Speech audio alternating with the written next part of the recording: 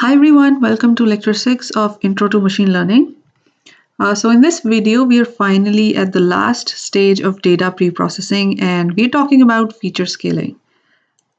Just a quick reminder that this was the block in our road map towards creating machine learning models, and with this video, we'll finish pre-processing as such. Okay, so what is feature scaling? So essentially, we have different values of different variables, especially the numeric variables.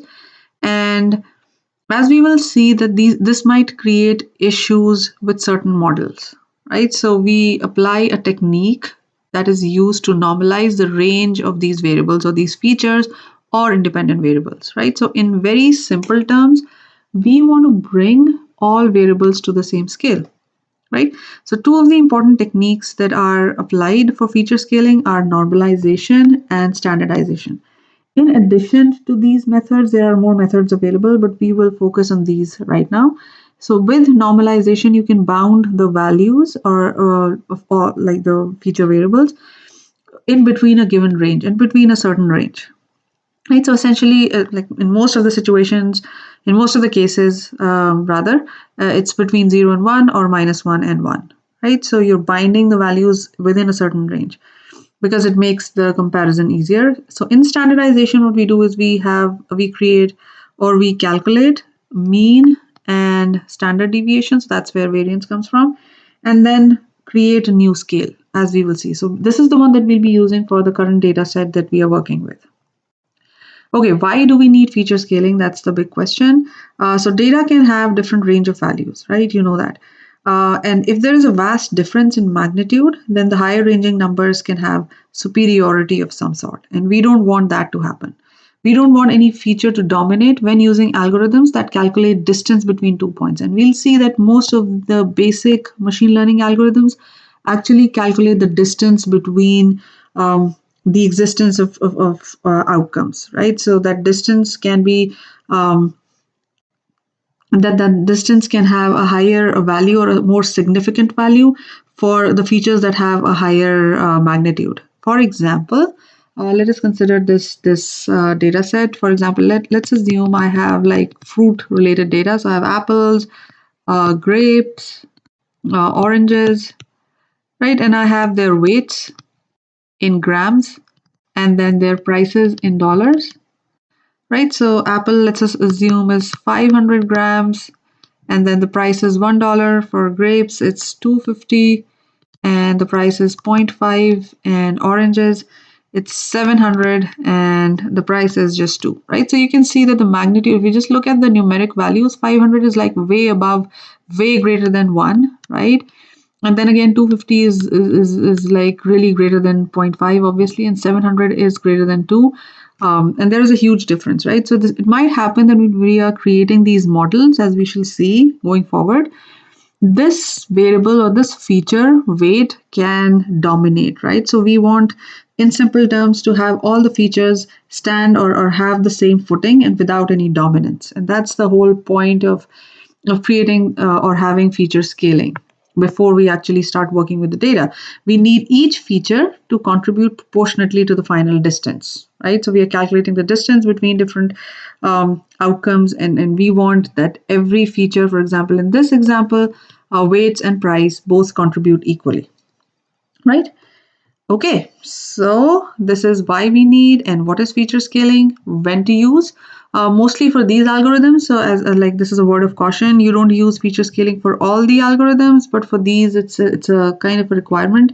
K nearest neighbor, you don't need to understand everything about it, but it actually calculates the Euclidean distance, and that Euclidean distance measure is sensitive to magnitudes, as I said before. For k-means, PCA, principal component analysis, and gradient descent scaling matters because the algorithm converges faster on smaller ranges. And we'll see each of these when we actually start creating models. But this is when to use. And then the final question, how to implement. Now, I would admit that there are more methods available to scale your data, to normalize, so essentially to scale or to create these range of values for your features, but we are focusing on two of them, as I said before, normalization and standardization. And in normalization, we are using something called a min-max scalar. So what it does is, and this is how this works, so the new value for each observation is created like this. So this is the formula that's applied. X min over X max, and I'll talk about it, what all these values are, and again X min. So for example, if we go back to the table that we created here, apples, and we are trying to normalize weights, for example. So if I'm trying to if I'm trying to calculate a new value for grapes, right, or for example for oranges, let us assume, right, uh, the max value for for this entire range is 700, and the min value is 250. And let us assume we are trying to calculate for apples. Let's assume that, right? So for the X new for apple is going to be the current value of apple, that's 500, minus the minimum value in the data, which is 250, and the max value, which is 700, minus again the min value, which is 250. So similarly we'll calculate for oranges, and we'll calculate for grapes.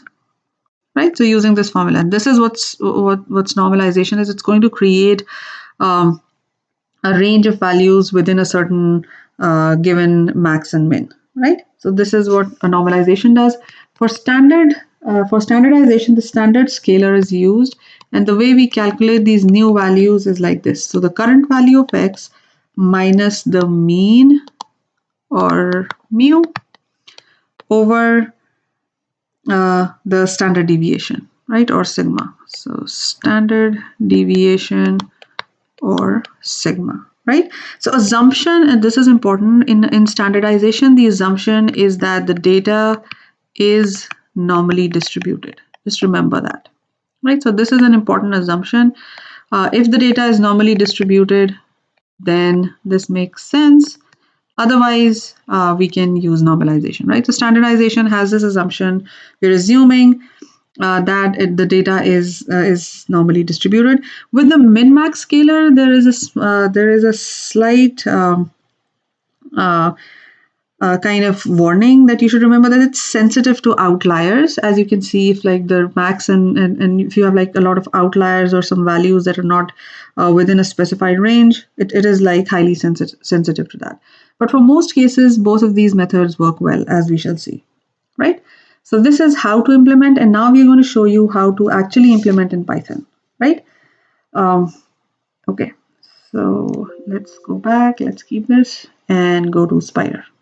So here, now we are going to implement this in Python, and let me actually like rerun this entire script so that we remember what we did last time. So we did a train test split, if you remember, and I have this data right now. So this is my training set, as you can see, and the other one is the test set, right? So we already split that. And notice that we have these dummy variables that we created for the categorical variables earlier, right? So the scaling will not apply to these dummy variables because these have a special meaning already, right? And then they are definitely comparable because we have all these zeros and ones. That's why we that's why we encoded them, if you remember, right? So we will apply this feature scaling to these numerical variables, right? And these numerical variables correspond to salary and age, right? And as you can see, salary and age both are numbers and they're not really comparable, right? So we have to have them in some comparable measure. So that's why we are applying feature scaling here. And the tool that I'm using is scikit-learn again. So from sklearn dot, and the module is pre-processing again. As you can see, we use pre-processing a lot. And the class that I'm importing is standard scalar. So we know what standard scaling is, and that's exactly what this is going to do, right? So this is standard scalar. This is the exact word. So I'll import that, and then obviously create an instance of that class. I'm calling it SC, and that's equal to standard scalar, and then call that, right? So this is how I create the instance. And now this is important. If you notice my extra, and I have to scale both the training and the test set, right? And I'm using this normalization, which was standardization, because I imported the standard scalar, right? And I'm using this formula, if you remember here, right? So what it's going to do is, there is this method called fit, that's going to calculate the mean and the standard deviation. And then there is this transform that's going to compute these values for each of the observation, right? So essentially we will be using something called fit transform.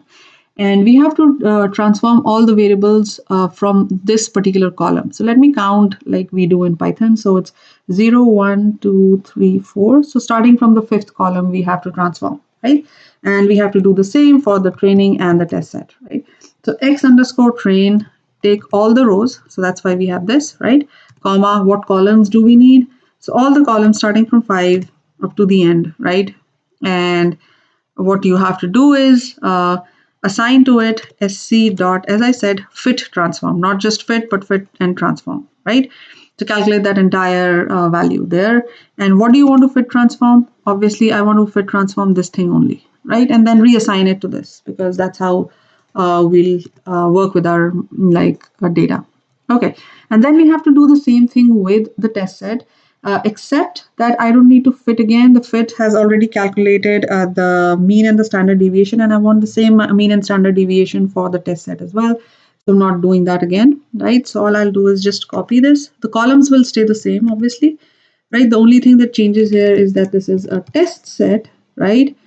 And then this is also test, right? And I don't need fit is already done. I've already the calculated values. So I'll just do a transform, right? And finally, just to see if everything goes well, let me go and print the test and the training set, right? So let me do that. Print test and print train. I should have done train first and test, but that's okay. Okay, so let's execute this part first. Assuming, okay, so this is done. Let's see how the training set first looks like. Right, so as you can see, these two columns, they have these smaller ranges that look quite comparable, right? So this is calculated within a given range. So it has computed the mean and the standard deviation, and it has come up with this comparable range of values. Similarly, for the test set, we'll have somewhat similar values. And with this, we are done with our data pre-processing. So we are all ready to begin talking about machine learning models, and that's what I'm going to do in the next video. Thank you.